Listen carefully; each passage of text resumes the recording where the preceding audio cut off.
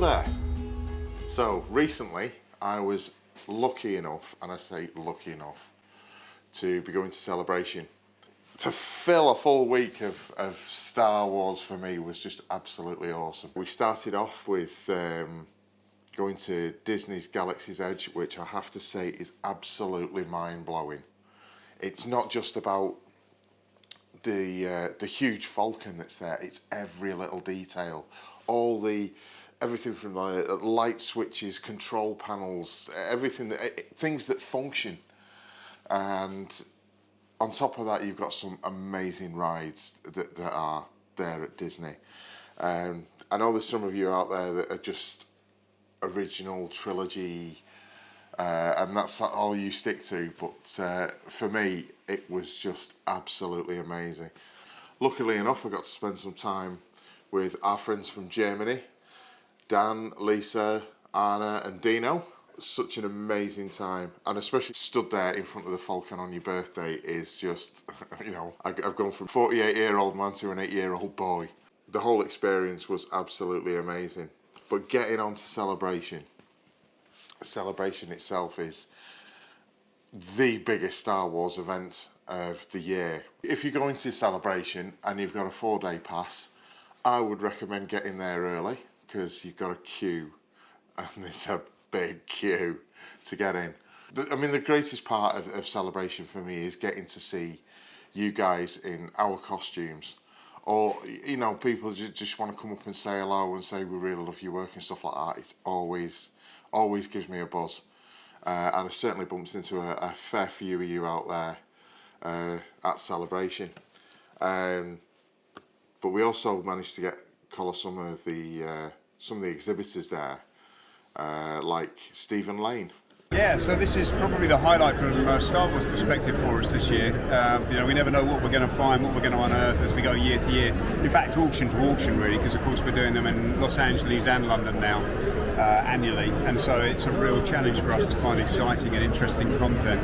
This has come to us from a collection I've been chasing down for a number of years, actually, and it was quite an extensive collection of predominantly sci-fi material. So it had some Star Wars, but there's other stuff in there as well.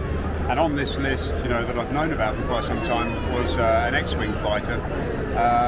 But you become a little bit dismissive over time of people saying I've got a Darth Vader helmet. Yes, yes. You actually get it in I hand, do. you know, Yes, because we've had so many false starts. Yes. You know? So yeah, this came into us, and this actually arrived on as a jet in Los Angeles. Going back earlier this year, and when it turned up, it was just like, okay, well, this is actually something quite special, and we sort of started to have a look at it and understand what it was. And our initial thoughts were that it was actually an unexploded pyrotechnic model, because it's a pyro model in itself. You know, I mean, the construction of it is all built for pyrotechnic work. So if you've got a pyrotechnic model that's complete, it means that, okay, what happened here, it didn't get used, it was a backup, you know, maybe it was never shot on, etc., or rebuilt subsequently. And then Brandon came across this photo quite quickly, actually. This is in the ILM workshops there in 1976.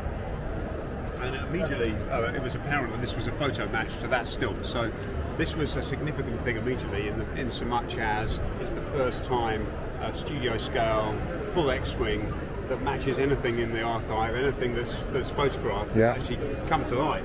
It's stayed, as far as we can tell, it's never been restored, so it's all in original condition as well.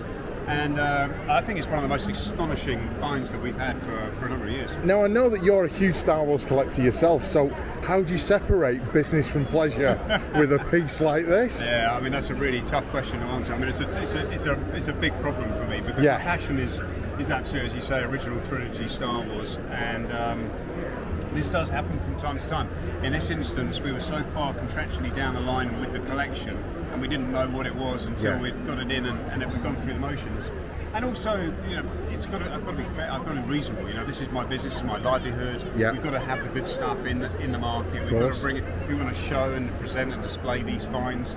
And so, you know, I'm there sitting with gritted teeth, going, I really want it for my collection, but it's got to go to auction. And so that's why it's here.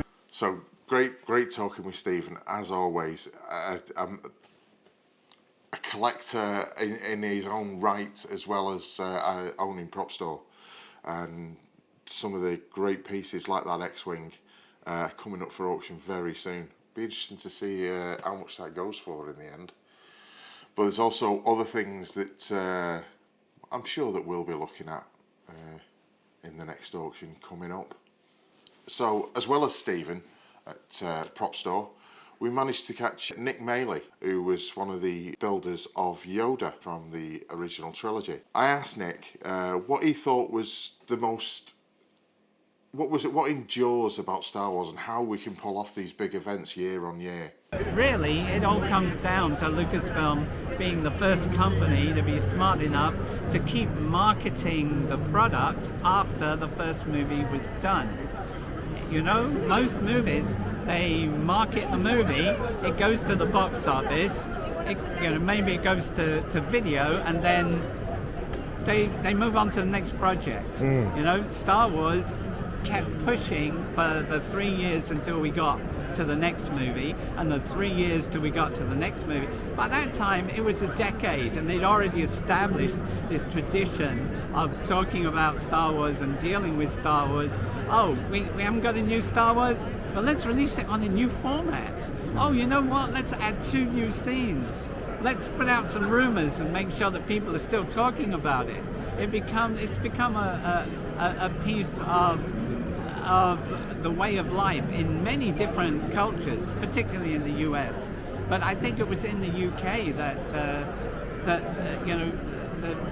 the answer to the question in the census, what's your religion? The 4th highest answer was Jedi. Nick Maley there, a great source of knowledge from the original trilogy. And it's an honour and a privilege to talk to guys like this, because there ain't many of them around anymore. So for those of you that know, Steve Sansweet, a great guy, always brings a great collection to Celebration. For those of you who don't know Steve Sansweet, Steve has what I would say is probably a world record breaking collection of Star Wars merchandise, memorabilia, props, everything he's got in his collection. And he has his own museum called Rancho Obi-Wan. This year he focused on Boba Fett. What do you think endures most about Star Wars? I love the sense of fandom and the sense of community that Star Wars brings to so many varied people all over the world. It's been a great joy in my life to take part, to actually work for Lucasfilm, but to meet fans and be a part of that community and to carry that on at Rancho Obi-Wan. You've got an amazing collection. I've seen it online. I've seen what you've brought to several different celebrations now, and I've been a member of the Obi-Wan, the Rancho Obi-Wan member as well. Where do you go from here? Well, this time we did something different. So we have 4 collections that we put together for Boba Fett to Bo-Katan, the story of the evolution of the Mandalorians. So it's people who are on our board of directors or ex officio. The collection, these come from my collection, Gus Lopez, Duncan Jenkins, and Lisa Stevenson Hicks.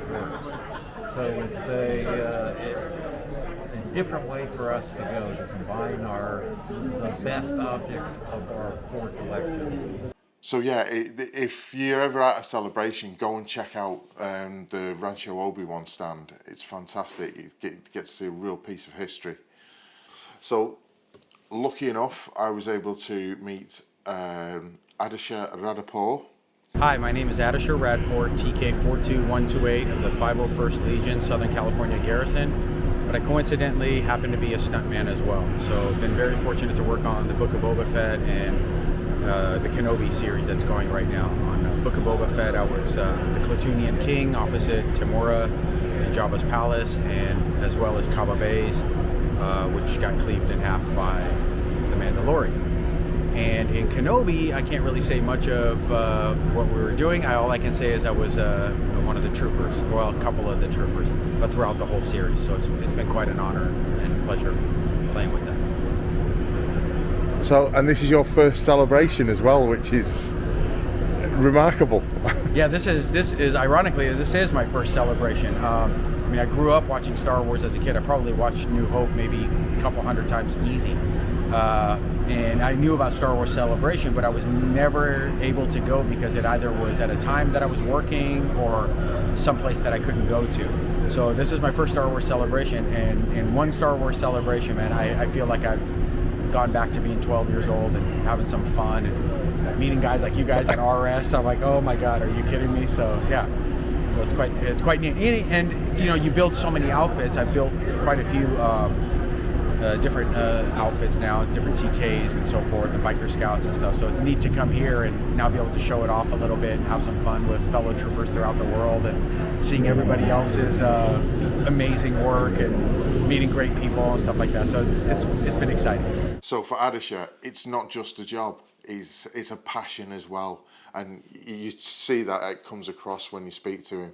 Yeah, we got to meet Molly Miller as well, who's the stunt double for Princess Leia in the new Kenobi series. We were actually lucky enough to get into one of the panels, the live panels this year, and it's the first time I've ever really been to a panel. I've seen them on the big screen as you're wandering around Celebration, but to actually be sat there at the panel and you've got Jon Favreau, Dave Filoni, Carl Weathers, and the whole cast, well, the main cast of Mandalorian, Book of Boba, and the new Ahsoka, which is coming. And they've only been, at the time, they'd only been filming Ahsoka 3 weeks, and they managed to pull a trailer together to show exclusively for people at Celebration, and just totally blown away. You're gonna love what's coming, put it that way. But yeah, my first time at a panel, absolutely brilliant. Also, a fully animatronic Grogu, which was just unbelievable to see firsthand. I mean, this thing gets lifted up and put on to the desk in front of Jon Favreau, and there's no wires, there's no, there's no camera trickery or anything like that. It's there in front of you, and he's waving and he's moving and he sits down and mind blown anyway. Aside from all the chaos and the queuing and the sore feet of traipsing up and down the vast halls of Celebration, the best part for me was getting to see you guys, getting to like go for a beer with old friends and making new ones. You all know who you are out there. One of the great things about doing events like this is you get to meet up with people that you may have spoken to for years over the internet and that's what we managed to do with the Rogue One 6 guys. It was great to sit down with them, chew the fat over Star Wars and see them, them asking me questions that I can't necessarily answer over a live stream of theirs, but it was good to have a chat with them and to see them all, as a team in Anaheim. As ever, it's always great to see you guys at these events, and it's great to see conventions back, as we've said before. And with certainly the highlights of Celebration, there was the Mandalorian experience. Now, hopefully something like that is going to come to the UK with it being in London next year. But this was an insane amount of props and costumes from the Mandalorian and the Book of Boba, including the full-size Naboo fighter, which was situated in the centre of the room. Absolutely incredible. Let's hope they bring something like that over for Celebration next year. And Celebration London will be here in 10 months? So I hope you like this Celebration special.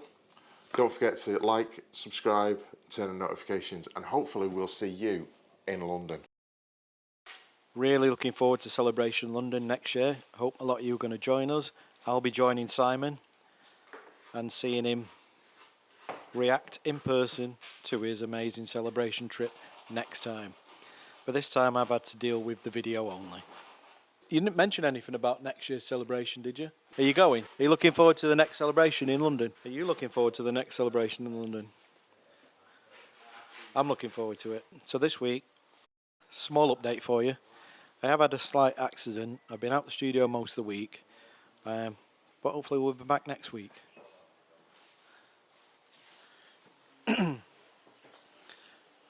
So do join us next week, because I was planning on doing a studio walk video again. Looks like it's going to be a studio roll.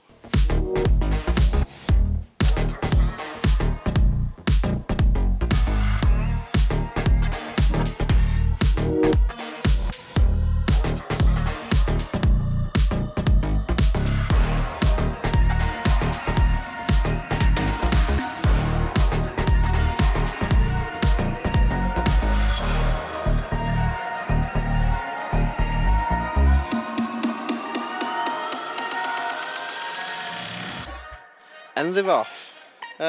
Rob's going back home to his Invalidity hospital. Andrew's got to be looking after him, and I'll tell you what really happened. Bye!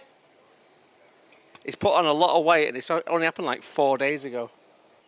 Arrivederci! Yeah, so I believe I've got to let you know how this crash happened. So it all started on a dark, windy night. Rob was on his way home from work. It was actually in the afternoon on Saturday. Rob was on his way home from work, and from what I can gather, he was reaching a junction, and some clown was indicating to turn, but it was Rob's right away, and this guy decides to turn just as Rob went past him and smacked him off his bike. So he's done a few cartwheels down the road, hence all the grazes all over his legs and back and shoulder and arms.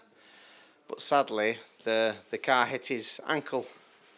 So he has actually got a hairline fracture in his ankle. But it is as though he's lost his entire leg, or both legs, the way he's acting. So I hope you'll all wish him well along with me, because I want him to get well soon, because at the moment I'm stuck with Simon. So good, get well soon, Rob. Love you too. Bye.